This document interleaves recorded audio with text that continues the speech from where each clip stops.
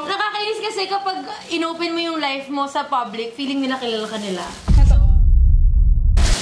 So for me, magkakalat sa social media, tapos pag inatake ng mga basher, magpapasad girl.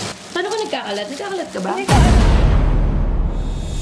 Alam nyo, kaya sobrang mga artista na nagtatago, nabuntis sila dahil sa mga ganyang klaseng comments.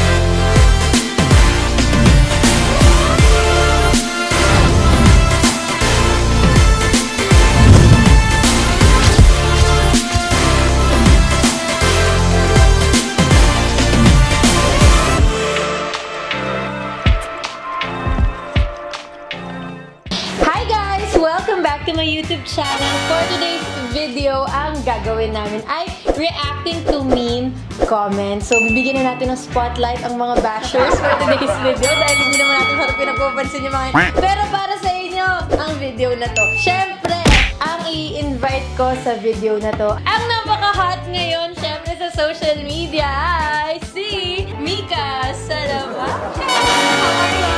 Pulang-pula. Excuse me, mga pulang-pula.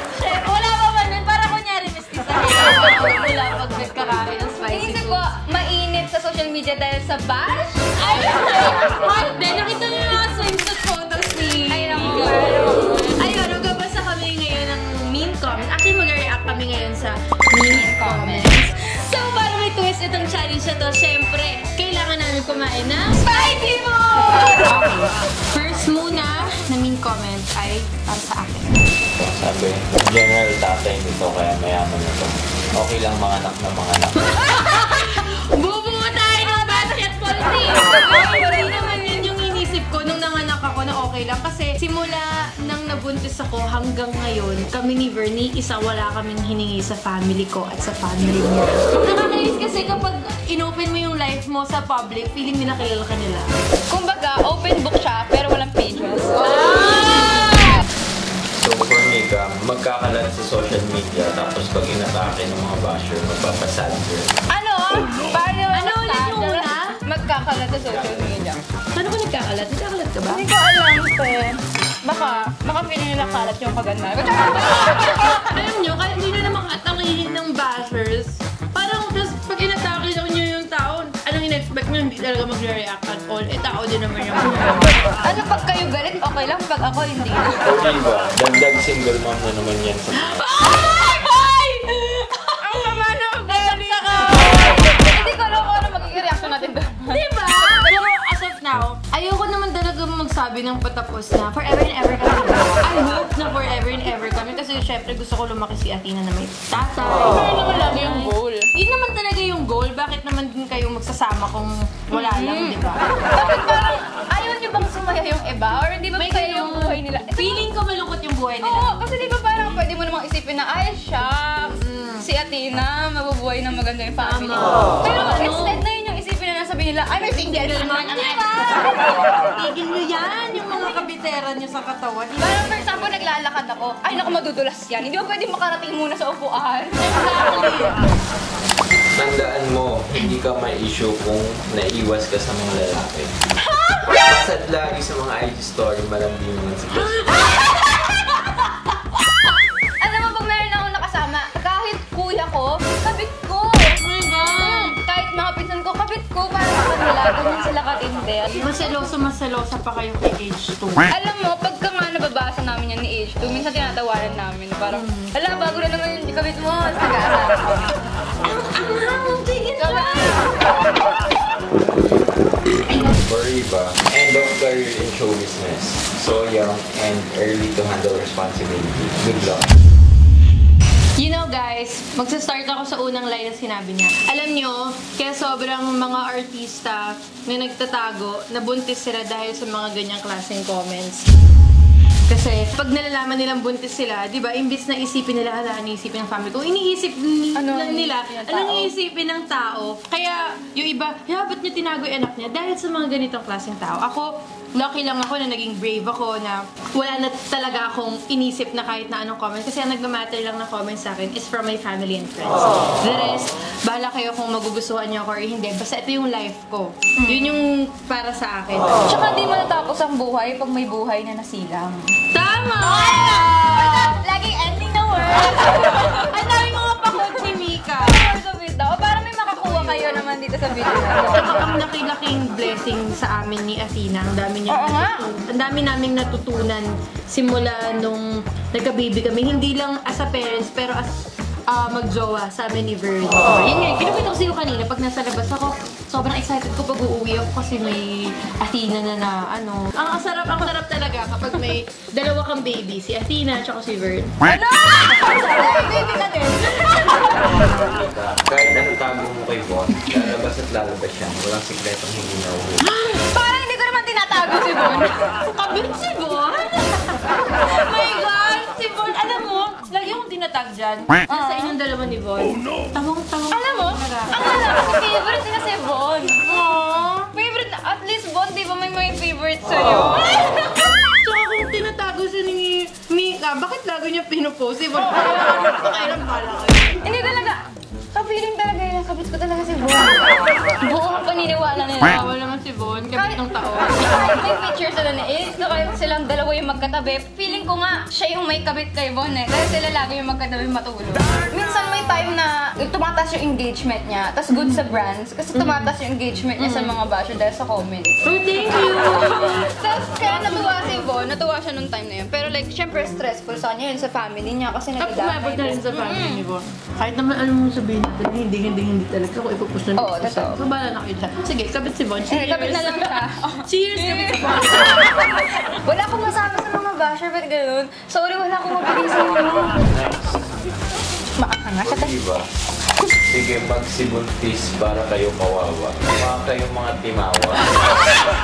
Alright! 35 na kayo magsiasawa.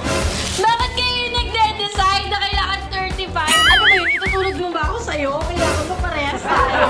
Ganda ng rhyme niya. Pwede yun sa flip top. Puro about pagbubuntis mo. Kaya nga eh. Wala naman Feeling ko, crush ka niya. Basta buntis ako na saan. Crush ka niya, tapos nasaktan siya na meron ka ng anak. Ano ka ba? Sabihin mo na lang si Verno, palit na lang kayo. Oo. Ano siya? Ang gawin na hindi na bagay o na masyado. Support pa, kaya pa ba? And if picture, napapangalan. Tattoo, okay, nagpapatato ako. Ano ba? Ang cute kaya. Ang dami. May iba-ibang opinion talaga yung mga Oo, tao. ang dami nila. Alam mo, gusto ko pa nga ba tattoo? Alam mo to, te, ano to? Ang ganda! Sticker lang to, te. Huwag mong sabihin yan, baka bigla maging tattoo talaga. Guys, alam nyo, dahil sa bash mo, napakita ko kay Ate Riva, madadagdagan na. Ayun ka naman bash lalo. Sorry kung ayaw mo yung gantong itsura ng ibang tao. Huwag mong gawin sa sarili mo. Tama yan. Tama yan. Huwag mong gawin sa'yo kasi masakit. Diba? Gusto ko siya, ang ganda-ganda, tapos madadagdagan na naman. Sorry kung Madadagdagan na naman ang linis niya. Sorry kung madadagdagan na naman yung stress mo sa buhay. Pasensya na katawan niya yun. Wala talaga tayong magagawa. Parang naging madumi. Ang dumi daw tingnan din. Uy, grabe ka naman. Ito naman yung madumi. Magiging madumi na rin. Pero may mga judgmental talaga na tao na feeling nila pag nagpatato, ang dumi tingnan. Iba pa nga sila sabi mo, ang kriminal. Yung mga ganun pa. Hindi na kita daw. Nagpaano ka na sa beer? Hindi ka na niya na! Sa'yo, te! Yan na ako, basher mo, crush ka! Gusto mo sa'yo siya mapaano? Kasi sabi niya, hindi na kita love. Para sa bata. Love pa kita! Pala ka sa Alam mo, feeling ko dumami yung pwede nilang ipabash sa'yo dahil lang ano. Nakaisip pa kayo Ito yung about sa post mo na dumadami mga cheaters. Ang sarap tirisin. Sabi niya, hindi ka nga ganyan, pero yung pinapakita, hindi totoong love. Panay ka banggit sa ex mo, hindi ka ba makamove on? Hindi mo man lang ba naisip si H2 na baka ma-insecure siya sa sarili niya? Naku, Mika, pahalagahan mo sana yung taong mamahal sa'yo. Ngayon, habang mahal ka pa. Wow! May pagbabanta yan, maaagaw mo ba? Sana sa inyo din wala na decision. Kayo yung mag-move on. Kasi kami, sa part namin ng moving on, tapos na kami. So, baka kayo, hindi pa kayo tapos. Tsaka ba't sila nangunguna na sa insecurity ni Yeah. H2? Bakit sa inyo nang gagawin? Ganun ba kababaw sa tingin nyo? yung insecurities ni H2. Hindi ba parang mas masakit yung sinasabi nyo kaya sa mga nagagawa ko? Kasi minamaliit nyo siya, minamaliit niya yung insecurities niya. Lahat about sa kanya minamaliit nyo. Fan ba ni H2 ang tawag dun? Oh, pero, diba? Kung fan ka ba niya? Minsan na-offend ako. Pag sobrang binabash ako, hindi para sa sarili ko, para kay H2. Pag binabash ako sa mga simpleng bagay, tapos sinasabi nyo, si H2 ganyan, si H2 ganyan. So, ganun yung tingin niya kay H2. Pagkakakilala nyo kay H2. Ganun siya ka-weak para sa inyo. Doon ako naiinis na parang minamaliit nila sa H2. Ayoko yun. For Ate Riva naman. Nice. Parang may attitude talaga si Riva. Dati na-issue naman yan kay Aura na BFF niya. Dinkuno, tapos nagka-problema din sila. May attitude naman talaga. Pero actually, anong bash naman? May bash doon eh. Feeling ko, ito yung comment na nakikita nila na hindi kami okay ni Belle. Tapos pinagtagpi-tagpi na nila na may time na hindi rin kami naging okay ni Aura. So feeling nila ako na yung problema. No. Naging ganun. Eh, si Mika, alam niya naman na yung mga kwento naman. Oo, actually. Guys, hindi naman porke, kunyari, bigla kami nagkatampuhan ni ganito, may tampuhan din kami ng ganito. Hindi naman ibig sabihin ako yung problema. Ba't naman ako yung magtatampo kung ako yung may kasalanan? Kung labo naman, ako pa yung may ganang magtampo.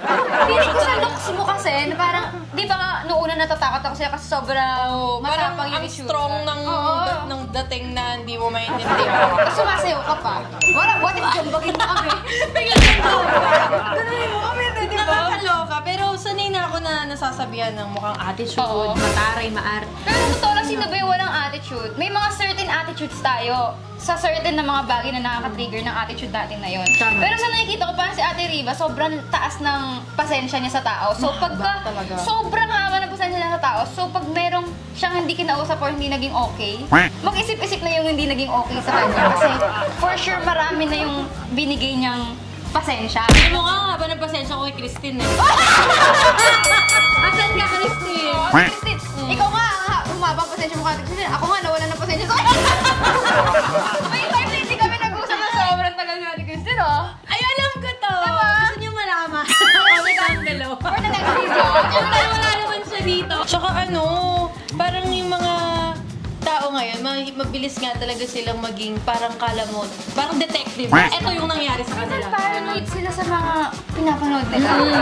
Alam mo ba, kanina ko pa ito miss, pero hindi ko siya Tikman mo sa isang strand lang. Alam mo, titigil ko siya kanina. Pwede na wala na akong gatas. Oh no!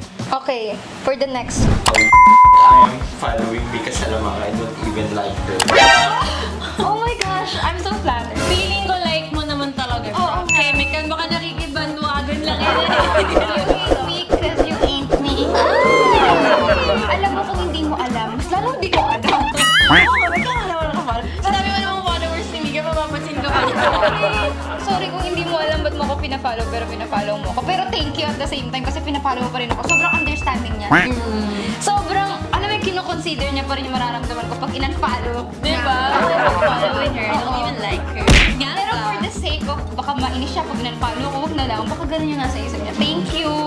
Sobrang considerate mo naman. Parang ka pa binababad yung melona habang nagsasalita ka. Sige nga ate, isang... Sabi ko, kontian lang yung susi. Kung mainit pa to, lalo agad mo mararamdaman.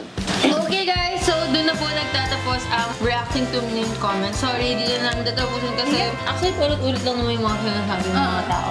Hanggang doon na lang. Kung naman kami kailangan issue na i-klaro. Thank you, Bebe, for joining me sa video na to. Abangan nyo rin yung upload ni Mika. Cheers! Abangan nyo rin yung upload ni Mika sa channel niya. Sobrang exciting ng vlog niya.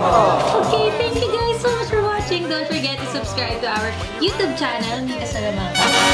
Follow us on our social media accounts, and I'll see you guys soon!